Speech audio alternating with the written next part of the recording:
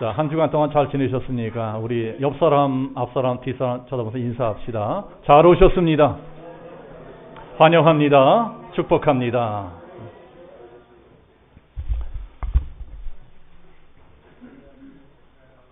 예, 다들 기억하시겠지만 지난달에 교황이 우리나라를 방문했을 적에 가는 데마다 정말 많은 사람들이 모여들었습니다. 특히 이제 광화문에서 시복식을 할 때에는 거의 100만 인파가 모여들었대요. 그만큼 교황의 인기가 대단했었습니다. 그런데 그 많은 사람들이 모였었는데도 행사가 끝난 다음에는 거리에 휴지 조각 하나 없을 정도로 깨끗했었다 그래요. 뉴스에 나왔습니다. 그만큼 행사가 질서가 있고 품위가 있었다는 것입니다. 그래서 카톨릭의 이미지가 더 좋아졌습니다. 요새 우리 개신교의 이미지는 점점 나빠지는데 가톨릭의 이미지는 이렇게 점점 더 좋아지고 있습니다. 이게 왜 그럴까요? 교황이 왔을 적에 저도 무슨 일이 있어서 이제 서울에 나갔었어요. 저는 이제 서울 갈 적에는 이제 주차난 때문에 이제 거의 차로 안 다니고 이제 전철을 타고 갑니다. 그날도 이제 전철 타고 서울 나갔다가 볼일을 다 보고 다시 전철을 타고 이제 돌아올 때였어요. 하루 종일 서울 거리를 돌아다니면서 이제 피곤하고 이래서 어디 자리가 없나 이제 보고 찾아보는데 마침 내 앞쪽에서 이 두 사람이 이제 일어서서 나가더라고요. 잘 됐다고 앉으려고 하는데 갑자기서 슝 하고 가방이 날아오더니 뚝 떨어지는 거예요. 그 자리에. 그러더니 갑자기 웬 아줌마가 나를 탁 제치고 독수리처럼 날아오더니 그 자리에 탁 앉았어요. 그러더니 눈을 탁 감고 주여. 그리고 이제 또 남은 자리 옆자리 하나 있잖아요. 거기서 자기 가방을 탁 놓더니 큰 소리로 권사님 여기 자리 났어요. 빨리 와요. 빨리 와. 그래서 제가 이제 그 말 듣고 어떻게 했어요? 주여. 이제 저도 그랬습니다. 그렇게 이제 두 아주머니가 제 앞에 나란히 앉아서 저 속기역인가 어딘가에서 내릴 때까지 무슨 권사님 이러면서 어떻게나 남들 흉보고 막 교회 흉보고 목사님 흉보고 이러는지 제가 지금 얼굴이 화끈화끈하고 창피해서 죽을 뻔했습니다. 그런 모습 보면서 안 믿는 사람들이 우리 개신교를 뭐라고 생각하겠습니까? 우리 개신교 이미지가 어떻게 되겠어요? 지난주에 우리 교회에 6분의 이제 시무 권사님들이 피택되셨는데 우리 교회 권사님들은 절대로 그러시면 안 됩니다. 정말 질서를 잘 지키고 품위 있는 권사님들이 되셔야 돼요. 권사님들뿐만이 아니고 예수 믿는 우리들이 다 그렇게 살아야 됩니다. 한마디로 말해서 예절 바른 그리스도인들이 되어라. 이게 제가 드리는 말씀이 아니고 오늘 성경에서 사도 바울이 강조하는 말씀이에요. 자, 우리 오늘 말씀 40절 같이 한번 합독해 보겠습니다. 40절 다 같이 시작. 모든 것을 품위 있게 하고 질서 있게 하라.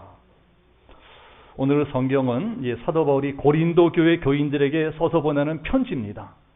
그런데 이 편지를 보면은 당시 고린도 교회 예배 분위기가 어떠했고 고린도 교회 성도님들 수준이 어떠했나 하는 것을 알 수가 있습니다. 고린도전서 14장 전체 당시 고린도 교회 성도들이 예배 드리고 있는 모습들이 잘 나와 있는데 그게 어떤 모습들이냐? 한마디로 말씀드리자면 너무나 무질서한 거예요. 한참 예배 중인데 갑자기 어떤 사람이 자리 벌떡 일어나더니 어쩌고저쩌고 예언을 하는 거예요. 그러더니 이번에는 또 그 옆에 있더니 벌떡 일어나더니 샬라 방언 기도를 합니다. 물론 이제 초대교회 당시에는 아직 예배의 형식, 예배의 틀이 지금처럼 완전히 갖춰져 있지 않을 때입니다. 그래서 그때 예배드리는 스타일은 분명히 지금과는 많이 달라요. 그러나 아무리 그렇더라도 분명히 앞에서 예배를 인도하는 사람이 있는데 그렇게 하는 건 너무나 예의가 없는 행동입니다.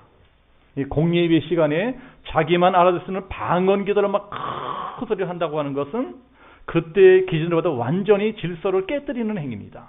또 예언하는 것도 마찬가지. 여기서 예언은 미래를 알아맞추는 것이 아니라 이 말 그대로 설교 같은 것입니다. 이 앞에서 한참 설교자가 설교를 하고 있는데 설교자가 갑자기 뻘떡 자리에 일어나더니 나도 방금 하나님의 말씀 받았습니다. 이러고 함부로 막 자기 설교를 해요. 이렇게 예언을 한다는 것은 완전히 설교자를 무시하는 행위입니다. 자, 이거는요 절대로 사도 바울이 예언이나 방언을 무시하거나 과소평가해서 그러는 게 아니에요. 39절에 봐도 그런즉 내 형제들아 예언하기를 사모하며 방언 말하기를 금하지 말라. 이 사도 바울 선생도 방언하고 예언하는 분이었기 때문에 방언이나 예언을 존중하고 있습니다. 그래서 방언기도나 예언기도 자체가 문제라는 것이 아닙니다. 그럼 뭐가 문제냐? 무질서가 문제다. 무질서가 문제고 무례함이 문제라는 것입니다. 도무지 사람들이 질서가 없고 예의가 없습니다. 옛날이나 지금이나 우리 하나님의 백성들은 안 믿는 사람들보다 더 질서를 잘 지키고 더 품위와 예절을 지키고 살아가야 되는데 완전히 개판인 거예요. 2000년 전 고린도 교회뿐만이 아니고 오늘을 살아가는 우리들도 마찬가지입니다. 그렇게 살면 안 된다. 특히 오늘 말씀에서 사도 바울은 여자들을 더 많이 야단치고 있죠. 이제 심지어는 이 34절에서 여자는 교회에서 잠잠하라. 또 35절 보면 여자가 교회에서 말하는 것은 부끄러운 일이다. 그래서 이 말씀 보면은 여자 성도들이 열받아요. 목사들이 오늘 성경은 정말 설교 잘해야 됩니다. 잘못하면 큰일 납니다. 저도 무서워서 목사들 이 설교 처음 합니다. 그럼 이게 무슨 뜻이냐? 이제 성경이 남녀 차별하는 것이냐? 물론 그 시대에는 분명히 남녀 차별이 존재했습니다. 그러나 그럴지라도 이 말씀은 모든 시대, 모든 교회에 똑같이 하시는 말씀이 아니고 이 고린도 교회라는 특정한 교회의 특별한 여자 성도님들에게 하시는 말씀인 것을 아셔야 될 거예요. 그러면 왜 사도 바울이 특히 고린도 교회 여자 성도님들에게 이렇게 심한 말씀을 하시느냐? 그만큼 고린도 교회 여자 성도님들이 나쁘게 말하자면 극성맞았고 좋게 말하자면 열심히 있었다는 것입니다. 여자 성도들이 아주 열심히 있어서 은혜도 사모하고 은사도 사모하고 그래서 방언받고 예언하고 능력받고 아주 열심히 있었어요. 초대교회 당시에는 꼭 고린도 교회뿐만이 아니고 어느 교회든지 열심히 있는 여자 성도들이 많았어요.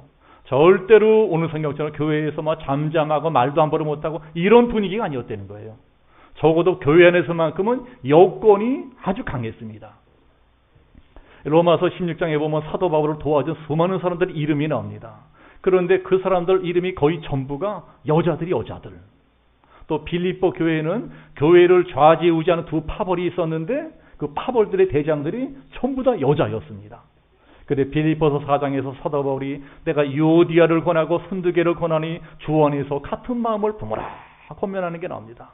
요새 말로 하자면 유오디아 권사야, 순두개 권사야, 제발 싸우지 말고 사이좋게 좀 지내라 이러는 거예요. 그만큼 초대교회 때 여자들의 입김이 셌다는 겁니다. 사실 오늘날 대부분 교회도 다 그렇잖아요. 오늘날 교회도 어느 교회나 여자들이 더 많고 여자들이 더 열심히 있습니다. 여자들이 열심을 내지 않으면 교회가 돌아가지를 않아요. 오늘도 예배 끝나면 이제 점심 식사를 하게 되는데 누가 있습니까? 자, 어떻게 한나목장 여자 성도님들 열심히 준비해서 우리가 식사할 수 있는 것입니다. 이렇게 열심히 낸다는 건 좋은 일입니다. 하나님 일에 교회 일에 열심을 낸다는 게 잘못되는 것이 아니고 이게 지나치면 문제가 될 수가 있다. 아무리 열심히 있는 믿음이라도 지킬 건 지켜야 되느니라. 뭘 지켜야 됩니까? 반드시 질서를 지키고 예절을 지켜야 된다는 거예요. 자, 우리 예수 믿는 사람이 특히 그렇게 되는 까닭이 이제 세 가지입니다. 세 가지. 자, 그 첫 번째는 우리가 믿는 예수님이 그렇게 사셨기 때문이에요. 예수님이 이 세상 살 때 어떻게 사셨습니까? 당신 자신이 아무리 하나님의 아들이라고 해도 절대로 이 세상 질서를 무시하지 않으셨어요. 아무리 불의한 공권력이라고 하더라도 그러한 질서까지 존중하셨습니다. 그래서 세상 질서를 따라서 대제사장 법정에서 재판도 받으시고 빌라도 법정에서 불의한 재판도 받으셨어요. 절대로 그 질서를 무시해버리거나 확 판을 깨버리거나 뒤집어버리거나 이러지 않으셨다는 거예요. 사도 바울이 고린도 교회 교인들에게 하시는 말씀이 이제 이러한 말씀입니다. 너희들은 하나님이 어떤 분인지 알기나 하면서 예배를 드리는 것이냐? 너희는 과연 하나님을 어떤 분으로 아느냐? 여러분, 하나님이 어떤 분이에요? 14장 33절을 보면 하나님은 무질서의 하나님이 아니시요 오직 화평의 하나님이시니라. 자, 우리가 믿는 하나님이 어떤 하나님이라고요? 무질서의 하나님이 아니시고 질서의 하나님이시다. 이게 오늘 성경이 우리에게 가르쳐 주시는 것입니다. 하나님은 바로 질서의 하나님이시니 너희도 그런 하나님을 닮아야 된다. 그런 하나님이 사람의 몸을 입고 이 땅에 오셨는데 그분이 바로 예수님이세요. 그러니 당연히 예수님이 이 땅에 사시는 동안에 그렇게 사셨다는 거예요. 철저하게 질서를 지키며 사셨습니다. 특별히 이제 누가복음 14장을 보면 예수님이 얼마나 질서를 중요하게 생각하셨나 이런 것이 잘 나와 있어요. 누가복음 14장에 보면 우리가 너무나 잘 아는 그 유명한 오병이어 기적 사건이 나오지 않습니까? 오병이어 기적 사건. 그게 뭡니까? 이 떡 5개, 물고기 5개로, 물고기 2마리로 5,000명을 배불리 먹게 하신 기적 사건입니다. 성경에는 장정만 5,000명이라고 했으니까 여자들이나 어린이들과 있지만 거의 한 2만 명 정도는 대군중이에요. 대군중. 2만 명이면 대군중입니다. 그 많은 사람들에게 먹을 거 나눠주시는데 나눠주시는 방법이 아주 인상적입니다. 먹을 걸 나눠주시기 전에 교통정리부터 하세요. 막 나누지 않아요. 너희들은 질서 있게 50명씩 100명씩 둥그렇게 둘러앉아 있어라. 절대 무질서하게 왔다 갔다 먼저 먹겠다고 새치기 하고 이러면 안 된다는 거예요. 사람들이 배고파 죽겠다 아우성치고 해도 절대로 아무렇게나 막 나눠주지 않습니다. 딱 줄을 맞추고 질서 정연하게 앉아 있어야지 내가 나눠줄 것이다. 만약에 예수님이 그렇게 하지 않았다면 어떻게 됐을까요? 음식을 나누기 시작하면 막 서로 자기 먼저 먹겠다 난리가 났을 거예요. 요새 가끔 텔레비에서 아프리카 난민들에게 유엔이라든가 국제구호단체에서 물이나 식량들을 나눠주는 게 나오지 않습니까? 난민들이 어떻게 합니까? 막 난장판이 벌어져요. 자기 먼저 먹겠다고 자기 새끼들 먼저 먹이겠다고 다른 사람 밀치고 등 밟고 올라가고 쌈박질 벌어지고 그래 그 사람들을 진정해서 총을 쏘고 막 이런 일도 벌어진다고 합니다. 안 그러면 말을 안 듣는데요. 예수님 우리 인간들은 속성을 잘 아시기 때문에 불쌍하다고 기적도 그냥 아무렇게나 막 일으키지 않으세요. 반드시 질서를 지키게 하십니다. 너희들 아무리 배가 고파도 하나님의 백성답게 질서를 잘 지키고 품위를 지켜야 된다. 아무리 힘들어도 예절 바르게 자기 순서를 기다려야 된다. 식사 예절까지 가르치시는 거예요. 그 많은 사람들 다 배불리 먹게 하고 난 다음에도 남은 음식을 그냥 찌꺼기에 버리지 못하게 하십니다. 남은 음식도 쓰레기로 버리지 말고 다 주워 담아라. 그렇게 주워 담은 것이 무려 12강주리가 됩니다. 그러니까 아마 먹고 난 자리가 깨끗했을 거예요. 휴지 하나 없이 음식 찌꺼기 하나도 깨끗합니다. 그러니까 예수님이 지나간 자리에는 환경 파괴니 환경 오염이니 그런 거 없어요. 교황이 왔을 적에 로마 카톨릭 사람들이 그렇게 했다는 거예요. 군중 예절을 지켰습니다. 그래 사람들의 칭찬을 받았어요. 그러니 우리도 그런 건 본받아야 된다는 겁니다. 그러지 않으면 안 믿는 사람들이 비웃어요. 식당 가서도요 식사 예절 지키셔야 됩니다. 절대로 막 큰 소리로 떠들거나 정보들 한번 반말하거나 이러면 안 돼요. 저는 군대 생활을 탱크 부대에서 했습니다. 그래서 미군들이랑 팀 스피릿 훈련, 요새 하는지 모르겠네요. 이 팀 스피릿 훈련을 2번씩이나 받았어요. 그때 미군들하고 같이 훈련하면서 참 인상적인 거 많이 봤습니다. 미군들은요, 밥 먹는 것도 정말 질서가 있어요. 미군도 영관급 장교하면 대단합니다. 우리 같은 병사들이 거의 신적인 존재입니다. 그런데 그런 영관급 장교가 아마 중병이나 대령쯤 되는 계급이었던 것 같아요. 그런 높은 사람이 야전에서 밥을 먹는데 병사들이랑 똑같이 줄을 서서 먹는 거예요. 1등병, 2등병이나 똑같이 줄을 서서 먹어요. 높은 사람인데 스푼 뽑고 여기다 스푼이나 포크에 딱 꽂는 데가 있어요. 이게 딱 꽂고 줄을 서서 기다리다가 자기 차례가 오니까 똑같이 식판에 음식을 담아가지고 와서는 어깨 주머니에 꽂혀있는 스푼 포크 탁 빼더니 바지에다 툭툭 털고 병사들이랑 퍼즐을 같이 먹는 거예요. 그런 것은 정말 저에게 충격이었습니다. 어쩌면 저 높은 사람이 저럴 수가 있느냐. 우리나라 군대는 어땠을까요? 한마디로 개판입니다. 조금만 계급이 높아도 줄 서먹고 그런 거 없어요. 대대장, 중대장은 말할 것도 없거냐. 병사들도 조금만 고참만 되면 저 뒤에서 빈둥빈둥 거리고 있습니다. 그러면 쫄병들이 쫄따구들이 열심히 밤날 나가다 받쳐야 돼요. 저도 그랬어요. 도무지 군대가 질서라는 게 없습니다.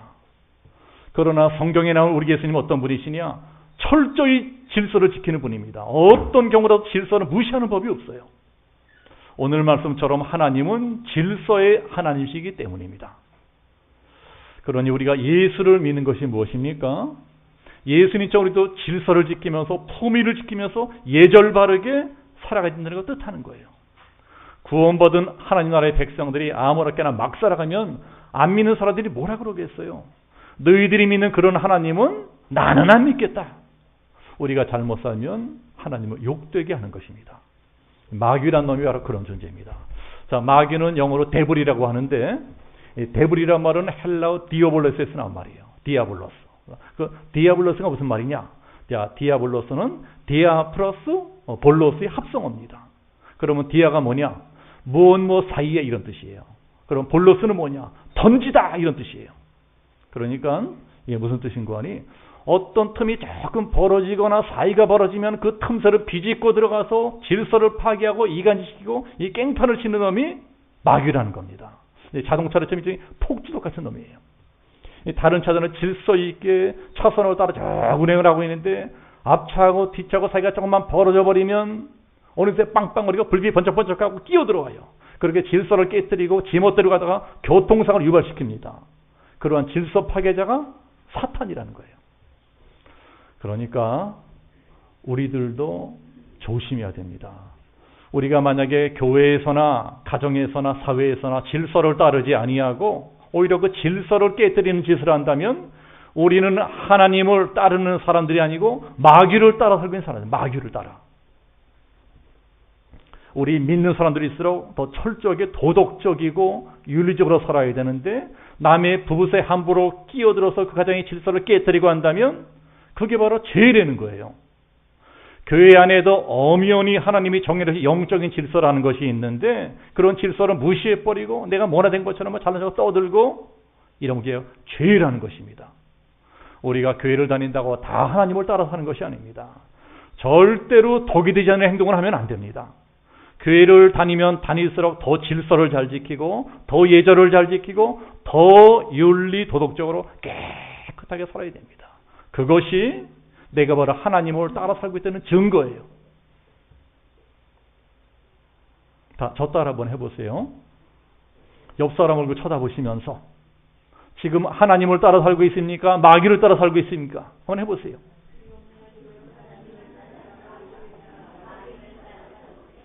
너무 길어서 어려워요? 또 우리가 예절을 지키며 살아야 되는 두 번째 이유가 무엇이냐? 그게 바로 우리 인생을 아름답게 만드는 비결이에요. 바울이 오늘 성경에서 예배의 질서를 지켜라 강조하는 까닭이 어디 있습니까? 그게 바로 우리가 드리는 예배를 아름답게 만들어주는 것이 그렇습니다. 질서를 지키는 것이. 예배가 예배답게 되려면 그 무엇보다 먼저 예배의 질서가 지켜져야 됩니다. 꼭 고린도 교회 교인들처럼 예배 시간에 자기 멋대로 방언 기도하거나 예언하거나 이러지는 않는다 치더라도 예배 시간에 늦게 오시거나 예배 시간에 왔다 갔다 하시거나 껌을 짝짝 씹거나 스마트폰 들여다보시거나 이러면 안 된다는 거예요. 예배 예절을 지켜야 됩니다. 그게 하나님 보시기에 아름다운 예배고 또 그런 예배 질서를 잘 지키는 것이 이 창대한 우주 만물을 창조하신 전능하신 창조주 하나님께 된 예의라는 게 예의. 이 우주를 영어로 뭐라고 합니까? 코스모스라고 하잖아요. 코스모스. 코스모스는 헬라어로 우주, 질서, 조화 이런 뜻이에요. 그 말뜻처럼 이 우주라고 하는 것은 절대로 무질서하지 않습니다. 우주는 아주 아름다운 화음, 하모니를 내는 오케스트라처럼 아주 질서정연하고 조화롭게 운행되고 있습니다. 여기 여자분들은 다 화장품 쓰시나 화장품. 네? 아마 오늘 아침에도 다 화장하고 나오셨을 거예요. 그러면 여자들이 화장하는 것을 영어로 코스메틱스라고 합니다. 코스메틱스. 그러니까 이 코스메틱스라고 하는 단어에서 이제 코스모스가 바로 그 단어에서 나왔어요. 그러니까 이제 코스모스, 즉 질서라고 하는 단어에서 화장이라고 하는 말이 나왔다는 겁니다. 그러니까는 화장의 정의가 무엇이냐? 즉 화장이 무엇이냐? 화장은요, 내 얼굴을 원래 생긴 대로 질서 있게 잘 정리해 준다 이런 뜻이에요.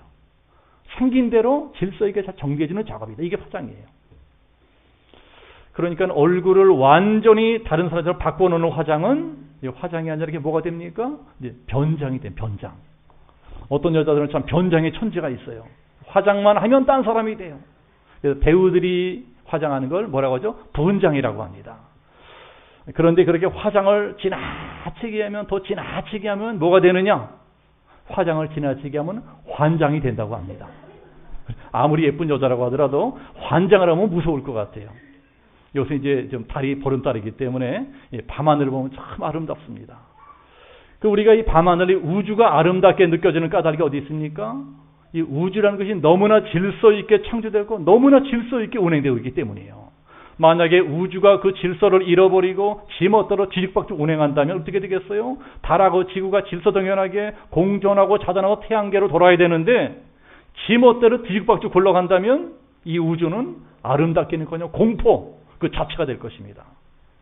뭐든지요 질서가 지켜져야 아름다운 것입니다. 그래서 하나님도 이 세상을 그렇게 창조하신 거예요. 자, 성경 첫 장인 창세기 1장에는 하나님께서 우주 만물을 창조하시는 말씀이 나옵니다. 태초에 하나님이 천지를 창조하시니라. 자, 하나님이 이 우주에 있는 천지 만물 어떻게 창조하시는 순서가 창세기 1장에 잘 나와 있어요. 자, 그거 다 아시죠? 이제 성경 보신 분들 퀴즈 한번 내볼게요. 퀴즈. 자, 첫째 날 뭘 창조하셨습니까? 첫째 날 빛을 창조하셨어요. 빛.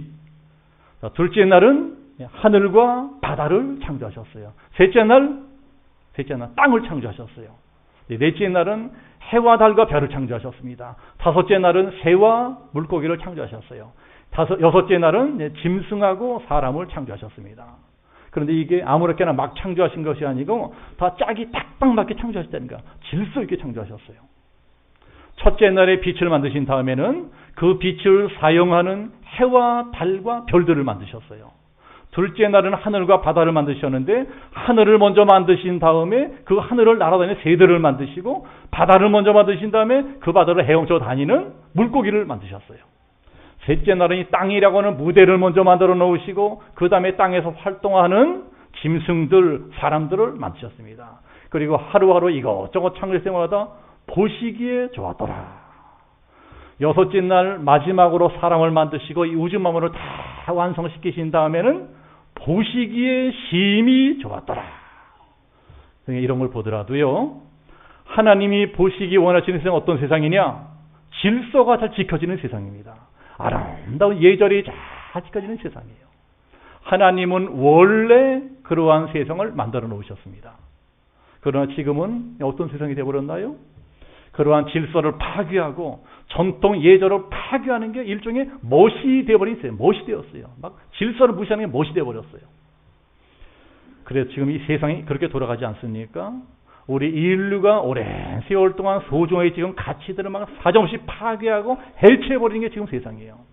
특히 20세기 후반부터 이제 그런 현상들이 두드러지게 나타나는데 이제 그것을 전문 용어로 포스트 모더니즘이라고 합니다. 포스트 모더니즘. 자, 포스트 모더니즘을 대표하는 두 가지 단어가 무엇이냐? 하나는 파괴, 하나는 해체예요. 그래서 소위 이제 세상을 앞서간다는 지식인들 젊은 사람들이 누구의 권위도 인정하지 않고 어떤 질서도 따르려고 하지 않습니다. 그러나 성경은 뭐라고 말씀합니까? 너희는 이 시대를 본받지 말라. 그게 바로 사탄이 하는 짓이라는 거예요. 사탄은 기존의 권위를 파괴하고 모든 질서를 해체하려고 합니다. 거기에 많은 사람이 넘어가고 있어요.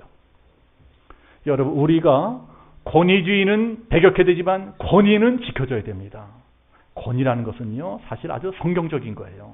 우리가 권위를 무시해버리면 질서가 깨져버립니다. 가정에서 아버지의 권위가 무시되면 어떻게 되겠습니까? 그냥 그 집안은 단번에 콩가루 집안 되는 거예요. 교회에서 목사의 권위가 무시되면 어떻게 되겠습니까? 콩가루 교회 되는 거예요. 나라도 마찬가지입니다. 나라에서 대통령의 권위를 무시해버리면 나라가 어디로 가겠어요? 누구 좋은 짓 하겠습니까? 그래서 성경은 권위를 무시하지 말고 존중하라고 명령합니다. 하나님은 질서를 무시하고 권위에 도전하는 것을 금하고 있어요.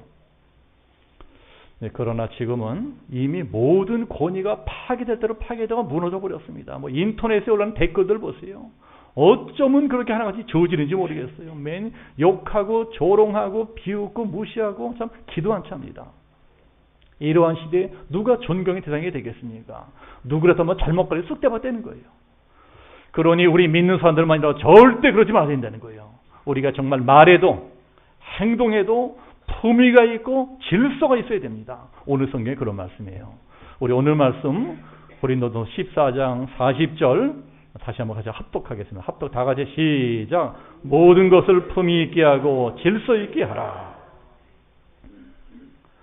또 우리가 질서를 지키고 예절을 지키며 살아야 하는 세 번째 이유가 무엇이냐? 그게 바로 성경이 말씀하고 있는 이웃사랑. 이웃사랑을 실천한 것이기 때문에 그렇다는 것입니다. 자, 우리가 교회만 나면 맨 듣는 말이 이웃사랑, 이웃사랑. 자, 이런 말인데, 여러분, 과연 이웃사랑이라는 게 뭡니까? 우리가 이웃을 사랑한다고 하는 것이 성경적으로 어떤 거예요? 성경적으로? 우리가 이웃을 사랑한다는 것은요, 바로 이웃의 유익을 구한다는 겁니다. 솔직히 우리들도 이 험한 세상 살아가다 보면 세상에 뭐 이것도 마음에 저것도 마음에 안 들고 막 열받아 확 뒤집어버리고 싶을 그럴 때도 있잖아요. 뭐 이따위가 다 있냐? 뭐 저런 사람이 다 있냐? 그런 게 질서를 깨뜨리고 싶은 충동이에요. 충동. 왜 그런 충동이 생깁니까? 물론 거기 여러 가지 원인이 있겠지만 우리 마음 밑바닥에 숨어있는 가장 핵심적인 이유는 이것이에요. 그게 바로 우리들의 이기심입니다. 그래서 사도 바울이 고린도전서 13장에서 진정한 사랑이란 어떤 것이냐 하고 사랑에 대해 가르쳐 주시면서 사랑은 자기의 유익을 구하지 아니하며, 사랑이란 자기만의 유익을 구하는 것이 아니다.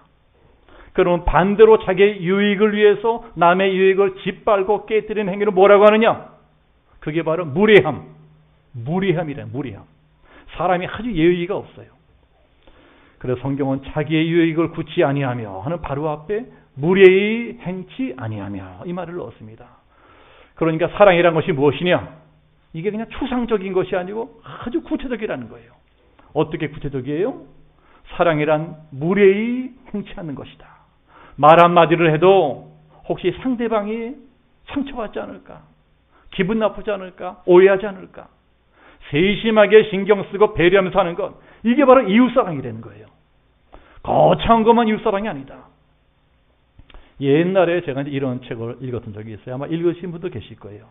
어떤 유명한 신학 교수가 쓴 책인데 책 제목이 무례한 기독교. 무례한 기독교. 이 시대에는 예수 믿는 사람들조차 너무나 무례하다는 거예요. 정말 사람이 너무나 예의가 없다. 우리들은요, 안 믿는 불신자들에게도 예의를 지킬 줄 알아야 됩니다. 다른 종교 가진 사람들에게도 예의를 지켜줘야 돼요.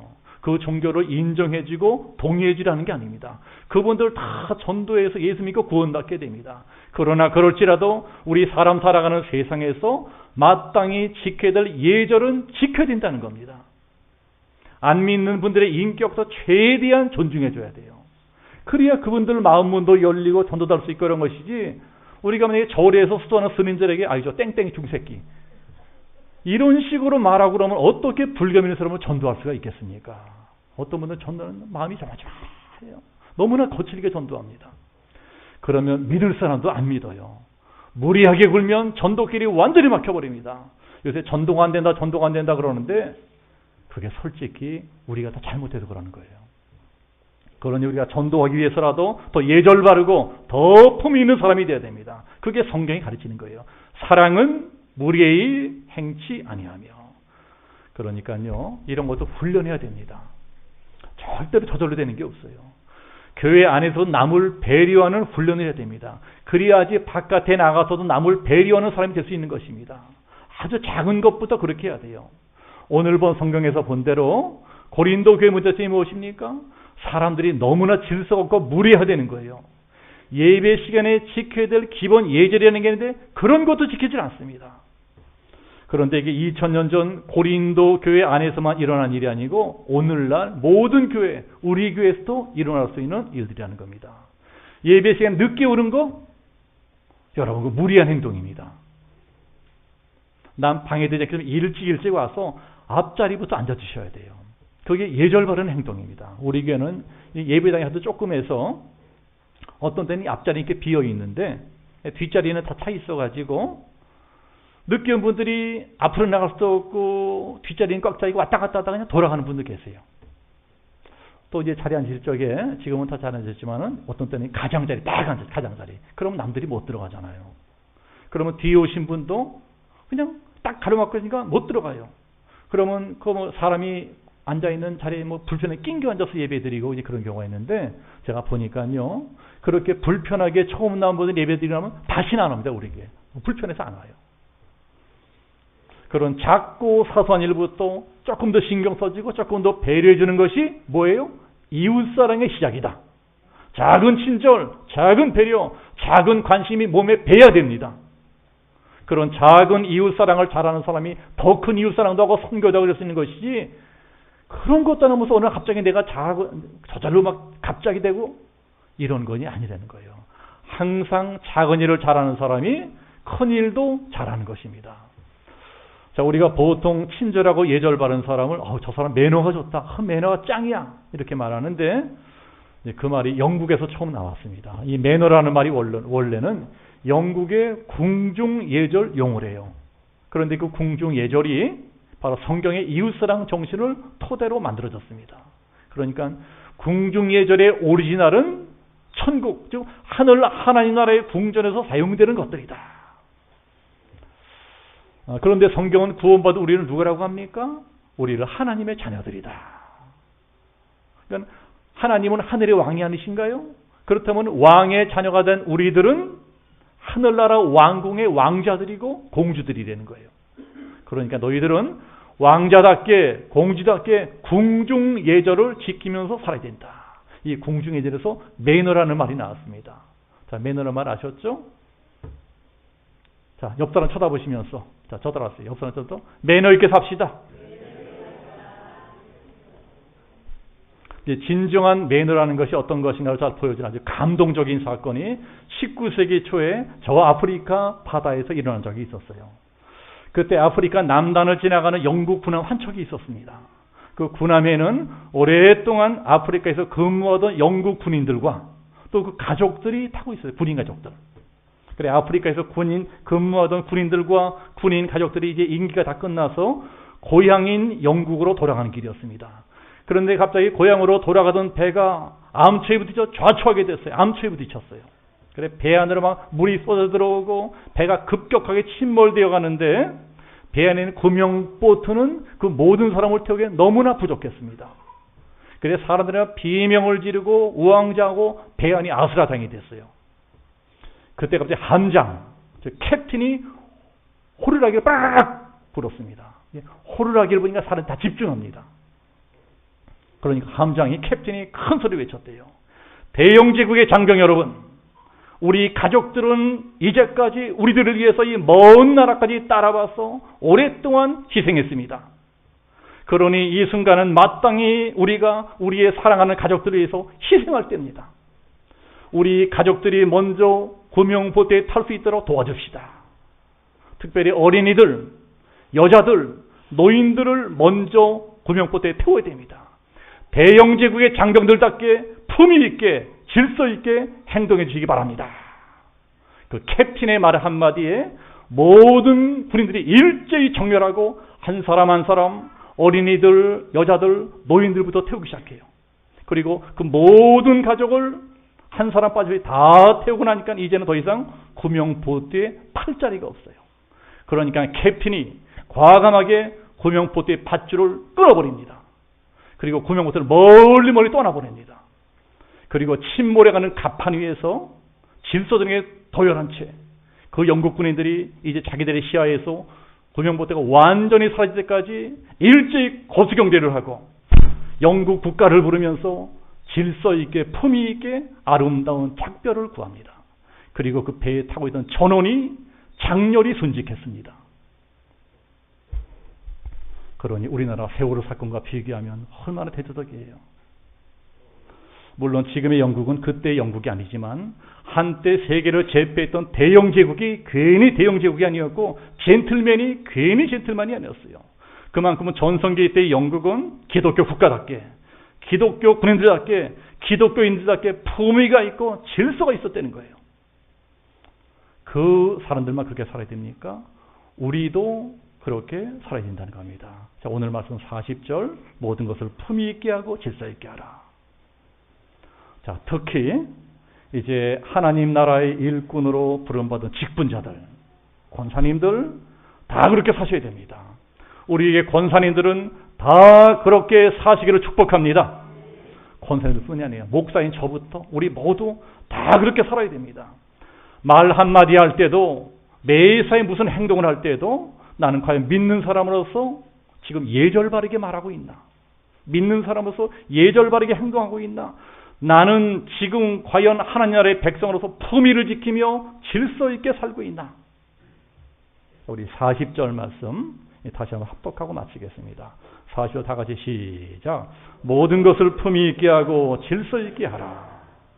이 한 주간도 이 말씀 기억하시면서 구원받은 하나님의 자녀답게 예절 바르게 질서 있고 품위 있게 모든 사람에게 칭송을 받는 우리 양주 명성교회 모든 성도들 되시기를 예수님의 이름으로 축복하며 기도합니다. 이렇게 기도하겠습니다.